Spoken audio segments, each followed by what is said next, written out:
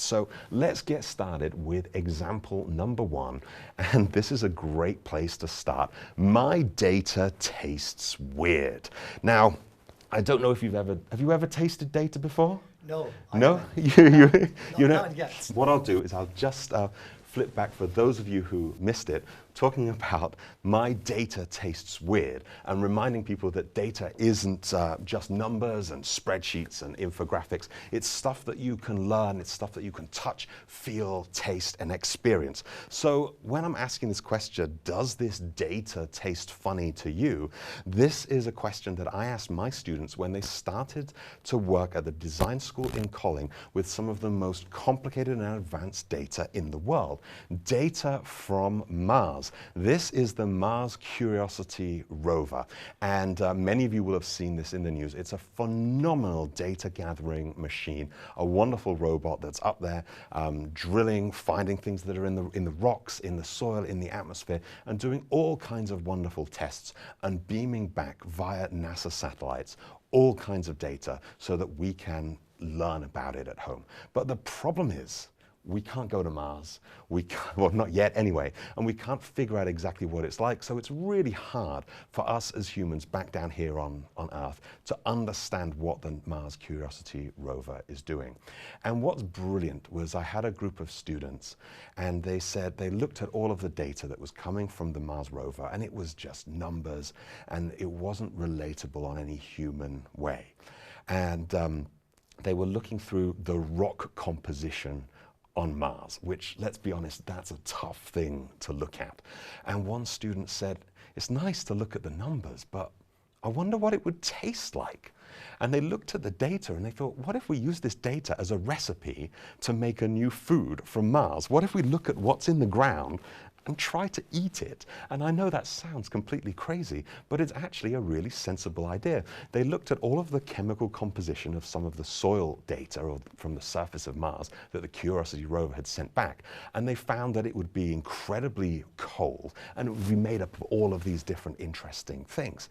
So they figured, because it's going to be so cold, we should make an ice cream, and this is exactly it. This is a picture of a taste of Mars, an ice cream, and my students came running up to me and they said, Adam, we've made ice cream that tastes like Mars. Do you want some? I was like, yes, I want some of that. And they handed me this little spoonful. And I'm thinking, how stingy are you with a little spoonful? If I'm going to eat Mars ice cream, I want a whole flipping cone with, chocolate sauce on top. And they're like, no, just try the little spoonful first. And it looked pretty good. It looked like a sort of a chocolate caramel kind of thing. That's what I was expecting it. And I bit into the ice cream, and oh my God. The first thing I noticed is it was freezing cold because they'd been cooling it with liquid nitrogen to get it to around about the temperature where it needed to be. The second thing that I noticed was it tasted like dirt and soil. And then I was thinking, well, I don't know what I expected. Of course, the surface of Mars is going to taste very dirty and soily. And then it hit me. The salt, the sheer amount of salt. So much salt, I couldn't believe it. And I was nearly spitting this ice cream out of my nose. And no matter how much water I was drinking, I was still tasting salt for the rest of the afternoon. And it turns out that if you taste the surface of Mars, it tastes disgusting. I don't know why, but we always think that the moon should be made of cheese and, all of these planets look delicious to eat. But when it comes down to it, it makes it very human when you realize that you've been fooled into eating something that is essentially very, very cold, salty dirt. And it gave me a new relationship to the planet. But the students didn't stop there. They went to a big food festival and were giving out people free samples of the taste of Mars. And to be absolutely honest, this next picture is a very genuine reaction. You can see by this woman's face just how disgusting taste of Mars is. And this is something that you can start to do with your students when we're looking at data. We can start to ask ourselves questions like, here are some questions you can ask yourselves or you can ask your students. You can ask things like, how might future products incorporate data into their design? Like what data can we do to put into the products that we're already making? It doesn't have to be ice cream. I had another group of students, and this was absolutely brilliant. They wanted to create a new shoe. And they wanted to incorporate data into a shoe, a new trainer for Nike perhaps. And when we think about shoe data, we think about how fast can you run or something like that.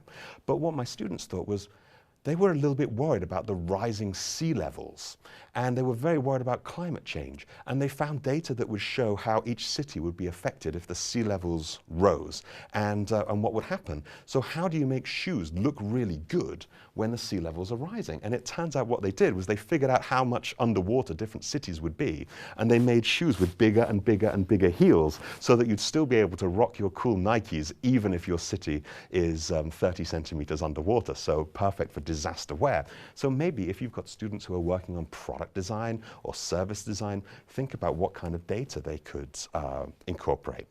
We might also want to discuss what data sounds like, because we often experience data through sound. Maybe some of you have got a car, and when you reverse and you're just about to hit something, you hear that little beep, beep, beep, beep, beep, beep, beep, beep, beep, beep, beep, beep kind of sound, so that you're not running into things. And we're listening to data live, and it becomes so much more interesting. Nobody wants to have a spreadsheet jump out at your car and says, oh, you're 22.6% closer to killing a small child. Nobody wants that. What they want is the beeps as you reverse, data that you can hear. Maybe you want data that you can taste. Maybe you want to eat recipes from history. So ask yourself these weird questions. Can you eat your research? What might it taste like? You also want to, and also another really funny thing. This is so cool. I love this. You can explain data through movement. If you want to incorporate sport or dance or drama or any kind of physicality, you can incorporate data through movement. And a great place to start is if you go online and search for a competition called Dance Your PhD.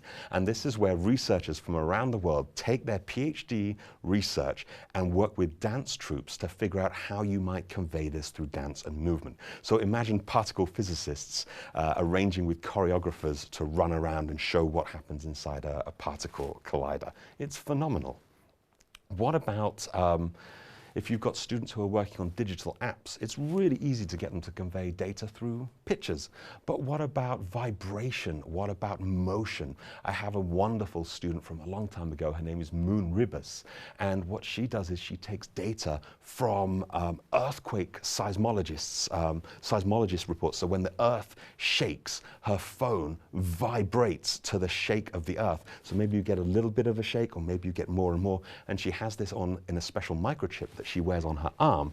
So she does dancing, and when she dances, you're not just seeing her movements, but you're seeing the movements of the tectonic plates under the ocean. It's completely fascinating.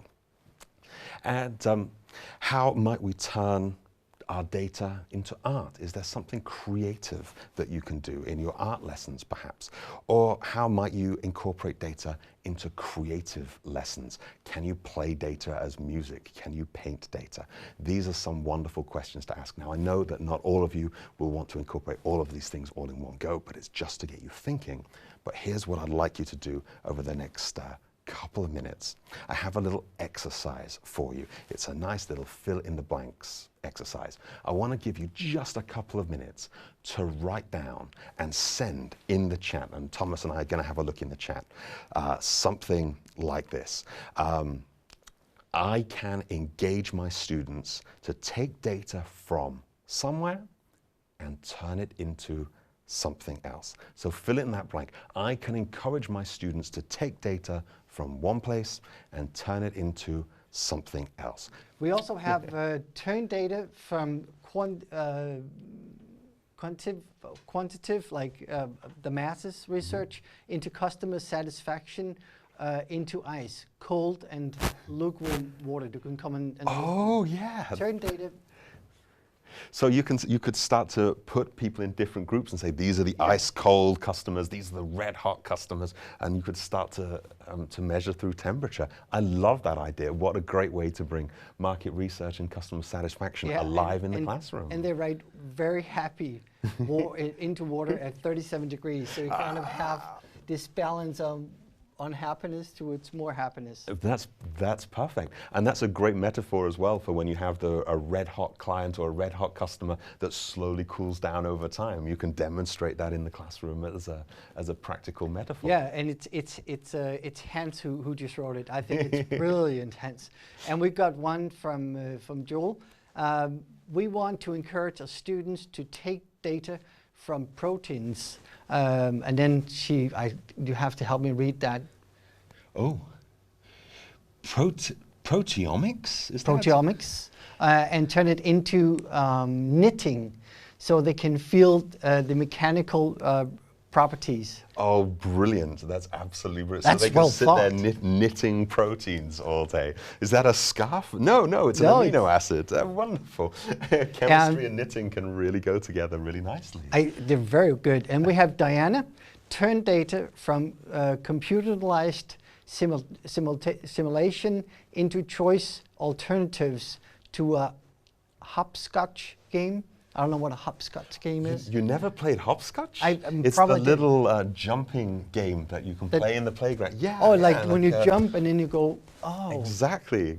Oh, that's a great way to bring things alive. Wonderful. So you actually put it into a game. And then we have Christina saying data from last year's sales and turn them into a plan for marketing. Oh, yes. Wonderful. Yeah, looking at what happened in the past to figure out what might happen in the future. Exactly. Brilliant. But you have really used your imaginations here. I mean, it's excellent. They're great examples.